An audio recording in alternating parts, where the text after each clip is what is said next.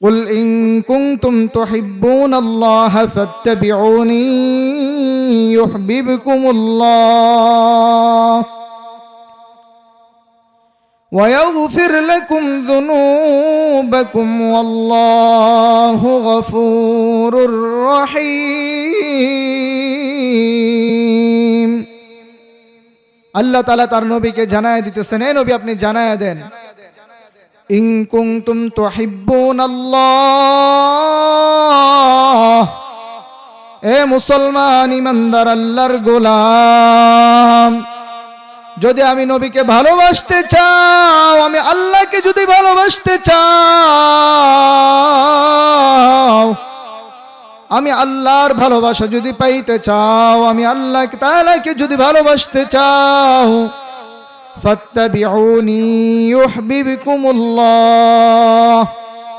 আল্লাহর নবী বলেন, আল্লাহ তাআলা বলেন, হে নবী আপনি জানিয়ে দেন গোটা জগতের মানুষ আপনার নবীর উম্মত, আপনার উম্মতদেরকে জানিয়ে দেন, এ আমার উম্মতেরা যদি আল্লাহকে ভালোবাসতে চাও, আল্লাহর ভালোবাসা যদি পাইতে চাও, তাহলে আমি নবীর অনুকরণ করে ইত্তেবা করো, তাহলেই আল্লাহ তাআলাকে ভালোবাসতে পারবা, আল্লাহ তাআলাকে ভালোবাসা হবে। আল্লাহ তাআলা বলেন, যদি আমি আল্লাহকে ভালোবাসো তাহলে এটার পুরস্কার কি? আল্লাহ বলেন এটার পুরস্কার হইল ইয়াগফির লাকুম যুনুবাকুম ওয়াল্লাহু গফুরুর রহিম। আল্লাহ তাআলা বলেন, রে মুমিন, যদি নবীকে অনুকরণ করো, নবীকে ভালোবাসো, তাহলে আমি আল্লাহ তাআলাকে ভালোবাসা হবে। আর আমি আল্লাহ তাআলাকে যদি ভালোবাসা হয়, তাহলে আমি আল্লাহ তাআলা তোমাদের জীবনের গুনাহগুলো মাফ করে দিব। আল্লাহর নবী কয়, লা ইউমিনু আহাদুকুম হাত্তা আকুনা আহাব্বা ইলাইহি মিন ওয়ালিদিহি ওয়া ওয়ালাদিহি ওয়ান নাসি আজমাইন। আল্লাহর নবী কয়, লা ইউমিনু আহাদুকুম হাত্তা আকুনা আহাব্বা ইলাইহি মিন ওয়ালিদিহি ওয়া ওয়ালাদিহি ওয়ান নাসি আজমাইন। ততক্ষণ পর্যন্ত তোমরা মুমিন হইতে পারবা না, মুত্তাকি হইতে পারবা না, যতক্ষণ না পর্যন্ত তুমি তোমার সন্তানের চেয়ে, তুমি তোমার বাবা মায়ের চেয়ে, তুমি তোমার পুরা জগতের মানুষের চেয়ে আমি নবীর প্রতি ভালোবাসা বেশি না হবে। হে মুসলমান ইমানদার, আল্লাহর নবীকে যদি ভালোবাসতে চাও, তাহলে পুরা দুনিয়ার ঊর্ধ্বে গিয়ে ভালোবাসতে হবে। সাহাবায়ে কেরাম কেমন ভালোবাসতেন, আল্লাহর নবীকে কেমন ভালোবাসতেন। হযরতে বেলাল রাদিয়াল্লাহু তাআলা আনহু প্রতিদিন ফজরের সময় আযান দেয়, হাইয়া আলাস সালাহ হাইয়া আলাল ফালাহ। আল্লাহর নবী আল্লাহর নবীর সাহাবী বেলাল প্রতিদিন আযান দেয়, হাইয়া আলাস সালাহ হাইয়া আলাল ফালাহ। আজকে আজানের মধ্যে ব্যতিক্রম শব্দ শোনা যায়। আল্লাহর নবীর সাহাবী বেলাল আযান দেয়, আজকে ঘোষণা দেয়, হাইয়া আলাস সালাহ বলে না, হাইয়া আলাল ফালাহ বলে না। আল্লাহর নবীর সাহাবী বেলাল ঘোষণা দেয়, হাইয়া আলাল জিহাদ হাইয়া আলাল জিহাদ। এই ঘোষণা দিতেছেন, কে আছো, কে কোথায় আছো, আসো।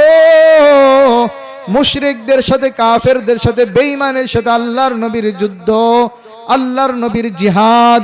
তোমরা কে আছো, জিহাদে অংশগ্রহণ করবা, আসো, নামটা লিখে যাও। আল্লাহর নবীর সাহাবী বেলাল ফজরের সময় ঘোষণা দিয়ে দিছে, ওই ঘরের ভিতরে মক্কা মদিনার প্রতিটা নগরীতে, প্রতিটা ঘরে ঘরে হাইয়া আলাল জিহাদের এই আওয়াজ পৌঁছে গেছে। হে মুসলমান ইমানদার আল্লাহর গোলাম, আল্লাহর নবীর সাহাবী কেমন ঘোষণা দিছেন, হাইয়া আলাল জিহাদ বলে ঘোষণা দিছেন। এক মহিলা, আল্লাহর নবীর আশিকা মহিলা, ঘরের ভিতরে ফজরের সময় আওয়াজ কানে আসার পরে প্রতিদিন ফজরের সময় ওঠে, সাথে একটা ছোট মাসুম বাচ্চা, 7 বছরের বাচ্চা, বাচ্চাটা সহ উঠে তাহাজ্জুদ পড়ে, নামাজ পড়ে। আল্লাহর নবীর আশিকা মহিলা ওই দিন ফজরের সময় ওঠার পরে যখন হাইয়া আলাল জিহাদ এই ঘোষণা যখন পাইল, এই ঘোষণা পাওয়ার পরে চোখের পানি আটকায় রাখতে পারে না, চোখের পানি ছেড়ে দিয়ে কান্না করে মহিলা অজরে কান্না শুরু করে দিল। ছোট কোলে মাসুম বাচ্চা 7 বছরের ছেলে সন্তান, ওই ছেলেটা আল্লাহর নবীর কত আশিক। ছেলেটা ডাক দিয়া কয়, মা প্রতিদিন আপনি ফজরের সময় ওঠেন, তাহাজ্জুদের সময় ওঠেন, আল্লাহর ইবাদত করেন, আল্লাহর নবীর প্রতি দরুদ পড়েন। এ মা আজকে কি হলো? এই বেলাল কি এমন শব্দ বললেন যেই শব্দের কারণে আপনি এমন অজরে কান্না করতেছেন? আল্লাহর নবীর আশিকা মহিলা কান্না আরো বেড়ে গেল। এ মুসলমান ইমানদার আল্লাহর গোলাম, এমন অজরে কান্না। ছেলেটা ডাক দিয়া বলে, ছোট শিশু 7 বছর বয়স, 7 কিংবা 8 বছর বয়সের সন্তান, ডাক দিয়া কয়, মা কেন কান্না করেন? এই কান্নার কারণ কি?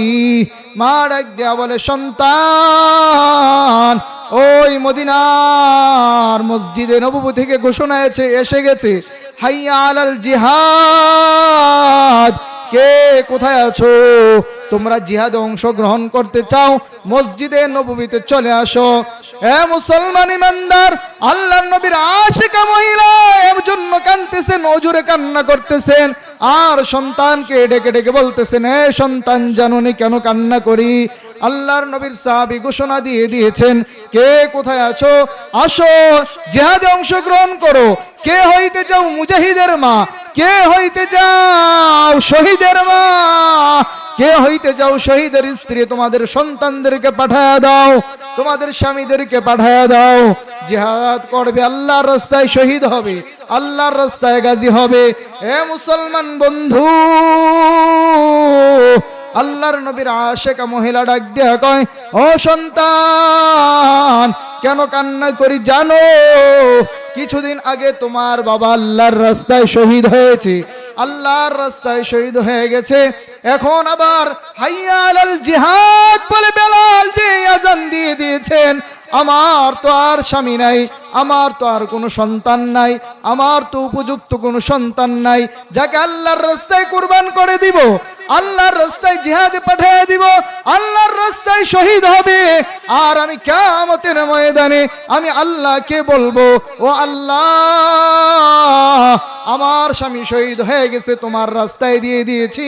ও আল্লাহ আমার স্বামী শহীদ হওয়ার পরে আমার একটা সন্তান আছে, সেটাও তোমার রাস্তায় দিয়ে দিলাম।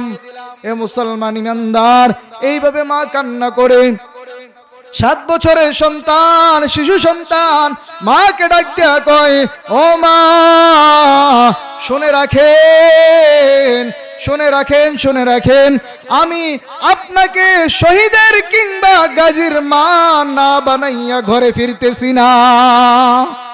আল্লাহু আকবার বলেন। এই ছোট বয়স তাকে কি শিক্ষা দিয়েছেন, কি শিক্ষায় তাকে লালন পালন করেছেন, তাকে বড় করেছেন। ছোট 7 বছরের সন্তান আল্লাহর রাস্তায় জিহাদ করার জন্য